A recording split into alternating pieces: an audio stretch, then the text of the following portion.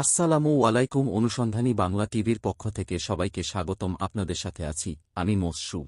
দিনাজপুরে মায়ের জীবদ্দশায় ৩ কন্যাকে এতিম করার অভিযোগ, দৃষ্টান্তমূলক শাস্তির দাবি।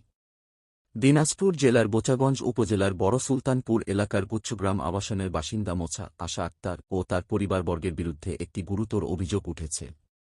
অভিযোগে বলা হয়েছে, আশা আক্তার, তার পিতা লাইসুর রহমান, মাতা মোছা লিপি আক্তার, বড় বোন মোছা রাশিদা আক্তার, ছোট ভাই মোফ নয়ন মিয়া এবং বড় দুলাভাই দেলোয়ার হোসেন মিলে ষড়যন্ত্রের মাধ্যমে জান্নাতি আক্তার, ফুলসুরাতি আক্তার এবং মিম আক্তার নামের ৩ কন্যা সন্তানকে তাদের মায়ের জীবদ্দশায় মাহারা করে দিয়েছে। ভুক্তভোগী আব্দুল মজিদ খানের পরিবার জানিয়েছেন, মোছা আশা আক্তার ও তার সহযোগীদের এই কার্যকলাপের ফলে ৩ কন্যার ভবিষ্যৎ অনিশ্চিত হয়ে পড়েছে। তাদের দাবি, ১,৬,৯,২০০ টাকা আত্মসাৎ করার উদ্দেশ্যে এই পরিকল্পনা করা হয়েছে।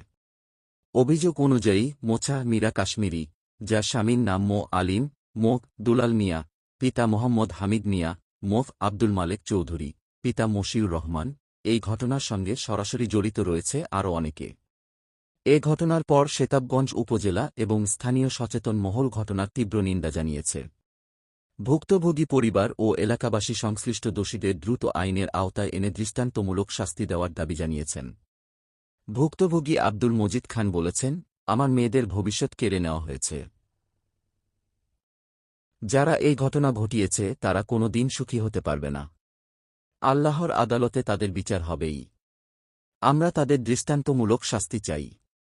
স্থানীয় প্রশাসনের প্রতি দাবি জানানো হয়েছে, এই ঘটনা সঠিকভাবে তদন্ত করে প্রকৃত দোষীদের শনাক্ত করে শাস্তি নিশ্চিত করা হোক।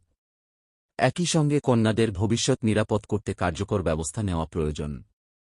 এখন দেখার বিষয়, প্রশাসন কত দ্রুত এবং কার্যকর পদক্ষেপ নেয়।